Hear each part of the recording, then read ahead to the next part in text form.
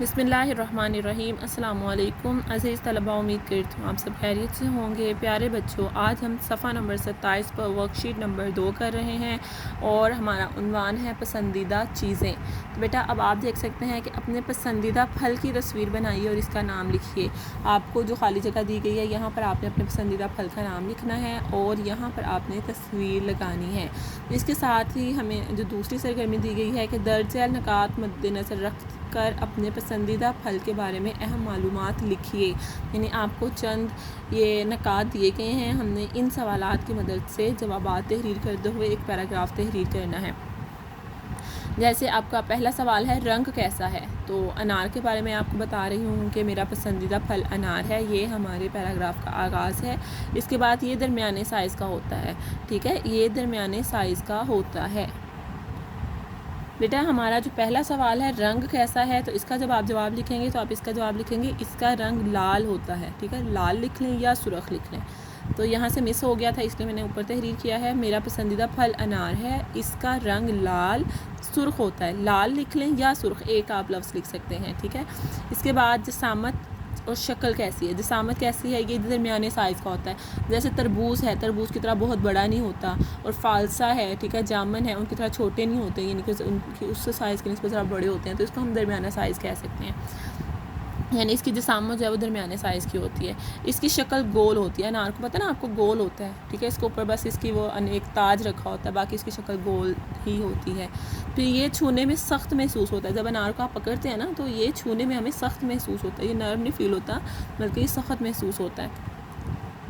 फिर इसके अंदर बीज होते हैं। अब अनार इसके उन्होंने जैसे आपसे सवाल किया कि ये छूने में कैसा है, ये छूने में सख्त महसूस होता है, फिर क्या गुठलीदार है या नहीं?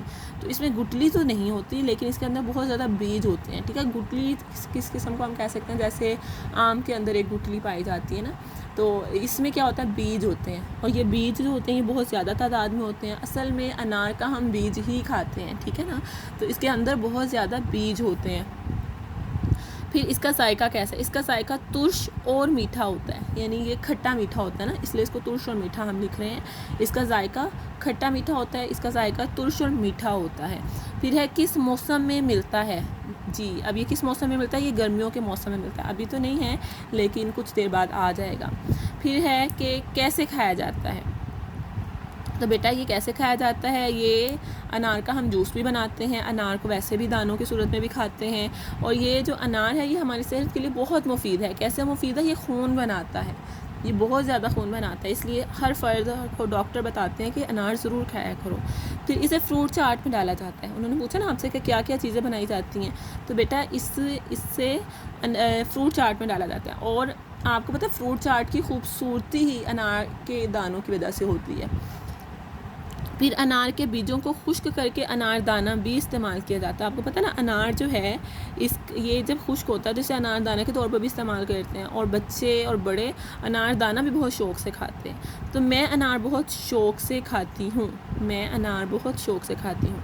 तो प्यारे बच्चों, आपने अपने पसंदीदा फल का नाम लिखना है, पसंदीदा फल की तस्वीर यहाँ लगानी है, और इसके बाद दर्ज झैल नकात की मदद से आपने अपने पसंदीदा फल के बारे में पैराग्राफ तहरीर करना है। आप ये सवालात देख सकते हैं, इन सवालात की मदद से आपने जवाबात तहरीर करते हुए पैराग्राफ तहरीर करना है।